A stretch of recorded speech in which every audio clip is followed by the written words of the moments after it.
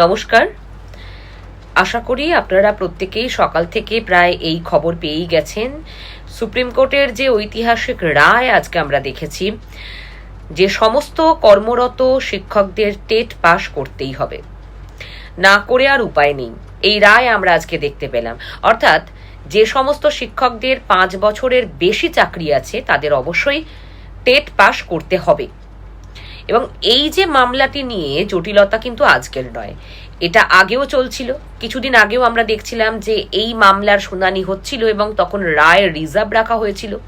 এবং যদি আরো একটু আগে যাই, 2025-এর 1 সেপ্টেম্বর সম্ভবত, সেই দিনও এইরকমই একটি রায় এসেছিল যে 2 বছরের মধ্যে সমস্ত প্রাথমিকের শিক্ষকদের টেট পাস করতে হবে।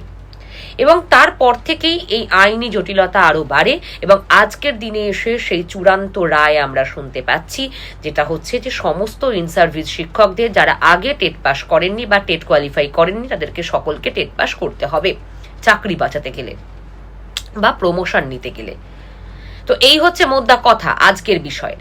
কিন্তু পাশাপাশি আরেকটা বিষয়, যে আরটি বা রাইট টু এডুকেশন বা শিক্ষার অধিকার আইন অনুযায়ী 2009-2010 অনুযায়ী যে 2011 সালে টেট পরীক্ষা হয়েছিল, তাহলে তার আগে যারা চাকরি পেয়ে গেছেন তারা কি করবেন? আর তাদের জন্যই কিন্তু এই রায়। তাহলে তারা কি করবেন? অর্থাৎ এই যে রাইট টু এডুকেশন 2009-2010 অনুযায়ী পরবর্তীতে 2011 জুলাই মাসে যে টেটটা হয়, তার আগে যারা চাকরি পেয়েছিল তাদের সকলকেই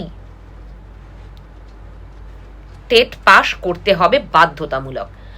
2011 জুলাইয়ের পর থেকে প্রত্যেকটি ক্লাস 1 থেকে ক্লাস 8 পর্যন্ত যে সমস্ত ছাত্রছাত্রীদের শিক্ষাদানের জন্য যে সমস্ত শিক্ষকরা তাদের পরীক্ষা দেবেন, চাকরির পরীক্ষা, তাদের জন্য অবশ্যই টেট পাস বাধ্যতামূলক ছিল। কিন্তু তার আগে যারা চাকরি পেয়েছেন তাদের ক্ষেত্রে কি হবে?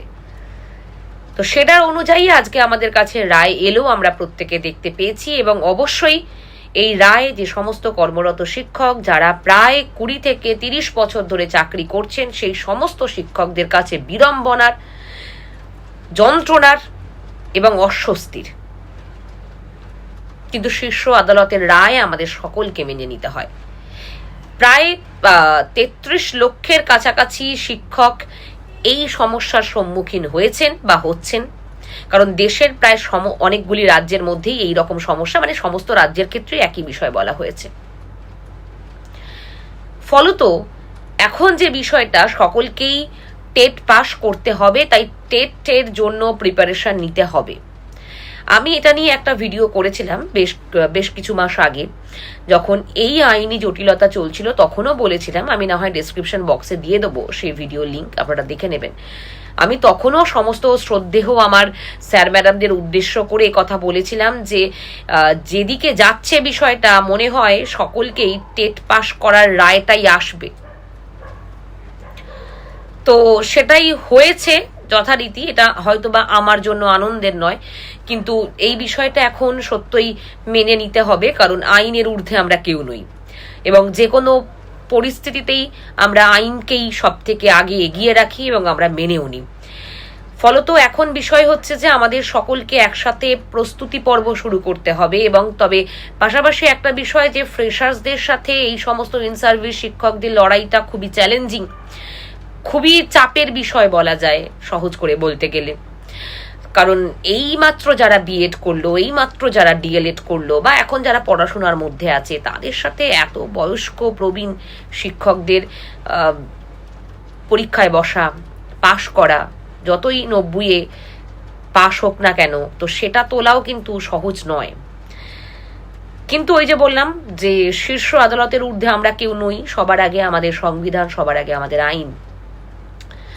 এবার ব্যাপার যেটা, সেটা হচ্ছে ফ্রেশার্সদের জন্য একটা ভালো বিষয়, যে খুব শীঘ্রই সেহেতু আপার প্রাইমারি টেট এগুলো আসবে, কারণ অবশ্যই পাশাপাশি ইন সার্ভিস শিক্ষকদের সুযোগ দেওয়ারও একটা বিষয় থাকবে, কারণ তারা বারে বারে যাতে এই সুযোগটা পায়, যদি একবার কোনোভাবে চান্স না পায় যাতে দ্বিতীয়বার আবার সেটা করতে পারে, তাহলে এই যুক্তিগত দিক থেকে টেটটা কিন্তু বারে বারে হবে। প্রতি বছর বছর 2 বার করে টেট হবে, এটুকু একদম আমরা পরিষ্কার বুঝতে পারছি। তাহলে টেটের জন্য প্রিপারেশন আমাদের সকলকেই নিতে হচ্ছে, কিছু করার নেই, কোনো জায়গা নেই। এখন সবাইকেই একই দিকে প্রস্তুতি পর্ব নিয়ে যেতে হবে। জানি এটা হয়তো মন থেকে পুরোপুরি সায় দিচ্ছে না, যে সমস্ত কর্মরত শিক্ষক, এত প্রবীণ শিক্ষকরা ছিলেন, তারা এই একই সাথে লড়াইয়ের ময়দানে নামছেন সমস্ত ফ্রেশার্স ছাত্রছাত্রীদের সঙ্গে, কিন্তু শীর্ষ আদালতের রায় অনুযায়ী কিছু করার নেই, এনসিটির রুলস অনুযায়ী কিছু করার নেই। সেই জায়গা থেকে এখন যদি প্রমোশনও পেতে যাওয়া হয় বা চাকরিটাকে বাঁচিয়ে রাখতে চাওয়া হয়, সেক্ষেত্রেও টেট দিতে হবে। হ্যাঁ, হয়তো পেডাগজিটা আপনি সত্যিই ভালো জানেন, আপনাকে তার জন্য পড়তে হয় না, কিন্তু সেটা তো আইন দেখবে না। আইন সবার জন্য সমান তালে চলে, সেটাকে মানতে হবে, আমাদের সকলকে মেনে নিয়েই চলতে হবে। এবং এই কারণেই আবারও বলবো, প্রস্তুতি পর্ব জারি থাকুক। আমরা অবশ্যই সম্মান জানাই সুপ্রিম কোর্টের রায়কে, তবে হয়তো বা আরো খুশি হতাম যদি এর অন্য কোনো পন্থা পাওয়া যেত বা অন্য কোনো ভাবে এটাকে সমাধান করা যেত এবং ফ্রেশার্সদের বারে বারে টেট হতো শুধুমাত্র, তাহলে হয়তো বা আরো ভালো লাগতো। কিন্তু বিষয়টা একই, যে কারোর চাকরি বাঁচানোর লড়াই, কারোর চাকরি পাওয়ার লড়াই, একই ব্যাপার, আলাদা কিছু নয়। তাকে নিজের চাকরিটা নিজের রাখতে গেলে সেখানে টেটটা কোয়ালিফাই করতে হবে, আর কেউ যদি চায় চাকরিটা পেতে হবে, তার জন্য টেটটা কোয়ালিফাই করতে হবে। এটুকুই। সকলে ভালো থেকো, ধন্যবাদ।